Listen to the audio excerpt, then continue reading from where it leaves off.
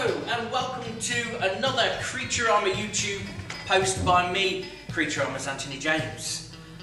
I've been running CREATURAMA for about 26 years now, making things in schools and colleges, basically anywhere that'll have me, making things out of junk materials. So this post is mainly to do with Halloween, and what we're going to do is we're going to make a petrifying pincer. Petrifying pincers sound very complicated, they're not, they're very simple, so here goes. The first thing to talk about is masking tape and scissors. Obviously you're going to be wanting to use a pair of safety scissors like this, particularly if children are involved, so please find some scissors like this, not too sharp. And then we're going to use masking tape. Masking tape is brilliant for making things. It's instant, it's straight away, you haven't got to wait for it to dry, so try and find some nice masking tape. Masking tape is quite a complex little material because you can buy DIY masking tape, which is low tack, or you can buy stationary masking tape, which has got a lot of glue on it. So really you want some nice stationary tape rather than the DIY version. Right, let's go. The first thing you're going to need is a cardboard tube. Now you can roll some cardboard into a tube if you want to. However, I happen to have a tube from a crispy snack, which is very useful and a great size. And even with my big clumpy hands, I can fit them inside. So that's the start. Now, we're going to have to put some nice wrinkly, horrible Halloween skin on this. So we're going to do that with a piece of paper. All you need is a piece of scrap paper like this. Anything will do, newspaper will do as well. But a bit of scrap paper, you can have writing on, anything, and just do that. Now if you've followed any more of my YouTube posts, you will see that I do this quite a lot for making lots of things. Undo it once you've scrumpled it up like this. Fold it flat onto a table. I've got this lovely table here which is laminated and hasn't got a tablecloth on it or isn't varnished wood, so please make sure your table is laminated like this before you do this. Get some masking tape and just put it half on and half off all the way round the piece of paper, and you do that with nice big bits of tape, half on and half off, press them down, go all the way round, make sure the corners, got plenty of tape over the corners. Once you've stuck it to the table, what you do then is pick a corner carefully and just slowly try to peel it off the table. Now sometimes it may rip, don't worry, just keep trying. You will end up with that, which is sort of like a big sticky patch. Lie that on the table, get your cardboard tube and basically like a rolling pin, roll it over your cardboard tube. Now that covers the cardboard, it's also wrinkly, so you've got this nice sort of wrinkly skin effect, which is lovely.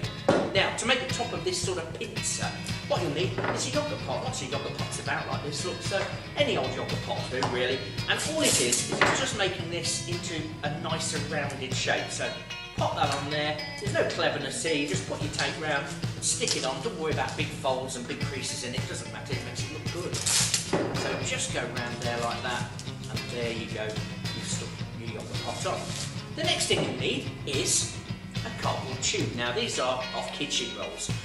You can use toilet rolls if you want to, they're a bit shorter though, and you can use toilet rolls in junk model making, they've never been banned anywhere, so if you want to make ones out of toilet rolls, do. This is a nice kitchen roll though, and to do this job, what you need to do is squash it. So just squash it flat, get your pair of scissors, cut from one corner to the other corner, all the way. Basically, you're making two big, long triangles like that. Now, get your masking tape, the length of that cardboard tube, put half on and half off again, just like that. Fold it over with your finger, like that. Pull it tight if you can to make sure it's a nice tight join. And just press that down, flat, like that. Don't roll it, just flatten it completely flat like that. And once you press it down, you've made a big spike. Now that's fabulous. A really clever way now of making this spike into the claw part of the pincer is to choose the side that you haven't cut and cut out a triangle right out the middle. Just a small little triangle like this, look. You nearly cut it in half. Just try not to, like that. Get a little piece of masking tape ready. Bend that together and put your tape over that joint there, look like that. again, with this mate, you can be a bit messy. It doesn't matter. It just makes it more sort of wrinkly like that. Look, there you go. Now, here's one I've made earlier. So I've got two there. And you can see, they're really the pincer. That's the crux of the job. So you're almost there. All you've got to do now is stick those here. The way to do this is get a piece of masking tape, put it half on and half off the bottom of your pincer section like that. Press it down while you can get your thumb inside to do so, and make sure that's pressed down really tightly. Get your scissors and just go snip, snap, snip, snap, snip, snap, snip, snap, all the way around. Open that out into a sticky flour. If you've again seen any of my previous posts on YouTube, you'll see I do this a lot. So that's the dinosaur legs on, rocket engines and all sorts of things. Today, once you've made that flour, just choose your drop pot and just stick it there, like that. Stick it on. That's one done. I'm going to do it again, just to show you that. This way of sticking is wonderful. So just put your tape round, all the way round if you can, press it down, get your scissors, just go snip, snap, snip, snap, snip, snap, snip, snap. That just allows you to bend it out into what I call a sticky flour, and then you just press that on the other side, like that. And essentially, there's your pincer. Now, we want to decorate it, we want to make it look quite horrible and Halloweeny. So, this is a lovely little way of using masking tape, which I use quite a lot as well. Get a nice long bit of masking tape and twist it in on itself at a 45-degree angle. So, really what you're doing is you're twisting it like that. Now, the best way of doing this is not to roll it carefully, twist it badly. If you twist it badly, it'll get longer and longer, and you make what I call affectionately sticky string, because it's like string and it's sticky. And you can literally just press that on somewhere like that, take it round and make some bumps and wrinkles. There's a little bump and wrinkle there. I'm going to do a load more, and I'll see you in a moment. Okay, as you can see, I've just done some more of that sticky string idea around the whole thing there. Just wanted to show you though, if you want to, get some masking tape and roll it up into a ball, and then just stick that on as well. Put a little bit of tape over it to make sure it stays there, and you'll have these bumpy warts, which I think look really good. So a couple of bumpy warts on there as well, a couple of wrap rounds of that sticky string, you've got some nice shaping. Now, one of the things you can do is get some coloured paper. Now this is where you decide on the colour that you're going to paint your pincer. I've done some green ones, I've got this bit of white paper, so I'm just going to use this to show you this part.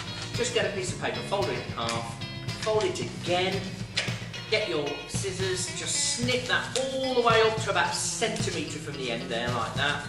And again, make a fabulous Hawaiian hula skirt, but if you're not going to be wearing this as a hula skirt, it's going to make a nice join between the elbow of your pincer and your own body for a costume idea. So there you go with that. Again, stick that on by sticking it to the table, just like you did with the paper you put over the pincer. So I'm just going to stick that half on and half off, pull it off. It's now got the tape on it ready. Just put that over the end like that. So you've got sort of that shape at the end, and that just makes a nice sort of join there. If you can see though, you don't really notice that straight line. It becomes more like an animal's sort of appendage. So there we go. Now you've got your pincer, you've got your warts and your shapes on it.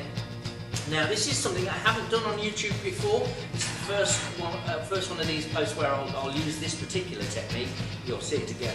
I call it glue coating. Now for this, I've just cut the bottom of a bottle off for my container there. I've got a brush and I've got some PVA glue. Now what you want with the PVA glue is to actually get a tiny bit in the bottom of that bottle. So I'm just going to pour a little bit out to the bottom of that bottle like that. Not a lot, that's about it. Okay, now I'm going to add water, quite a bit, at least the same amount of water as there is glue, and then mix it up like that. And really, when you've mixed it up, you want a consistency where it sort of runs off the brush in a line rather than a load of drops like that. Look, that's running off in a nice sort of long line. It goes to drops at the end, but for the most part it's a nice line like that. And then you get some kitchen roll. Common garden tissue paper used in the kitchen, like this, preferably without a design on it. I have made models before, and I did buy some Winnie the Pooh kitchen roll, and unfortunately these big dinosaurs I built didn't have Winnie the Pooh just visible through the skin of the dinosaur. You don't want that. This is wonderful, and actually if you get your fingers right at the corner and pull, you can separate it into two sheets like this. Now I've just managed that. If you find that really difficult, just rip the whole thing in half, and you should be able to do it with just the halves, because they'll tear in an irregular way. But there you go, I've got two nice thin sheets of tissue paper now. Now the next thing to do, and I'll just go out and shop for this, is grab some newspaper. Protect your table, protect where you're working. So I'm just going to put that under where I'm working now, like that, because I don't want to get this mixture all over the table. And now I paint my pincer. Get away. So just get a liberal coating over the whole thing, get your tissue paper, just lie it over like that, and then gently just paint that on. Now the thing is, the PVA has been watered down by your mixture, but it will still coat this. And the idea is to get right into all those bumps and shapes that you've modelled. Now, you do the whole thing like that, the whole shape. Just keep going all the way around until you've sort of got that over the whole thing, and then let it dry. Now you can mix pigment with this, you can mix paint with this mixture pre-done, but I find that quite risky because you don't always know whether the paint is going to mix with the glue properly. So rather, just mix that up, get that lovely shape and texture. Because this tissue paper is bumpy and lumpy, it just makes extra sort of texture on the model. Let that go hard, and it will go really hard. And then basically paint what you've made. This is one that I've painted up. That's really what it will look like. You've done all the making, you've just seen that, and you've made this basically. If you want to have a red pincer, put red paper on the end. If you want to have a purple pincer, put purple on the end, and you'll end up with something basically like this that you can wear for fancy dress or going out for Halloween. Very hard to pick up your sweets if you're trick-or-treating, but you'll look fantastic. Have a go at a petrifying pincer. I think they're brilliant. Thank you for watching.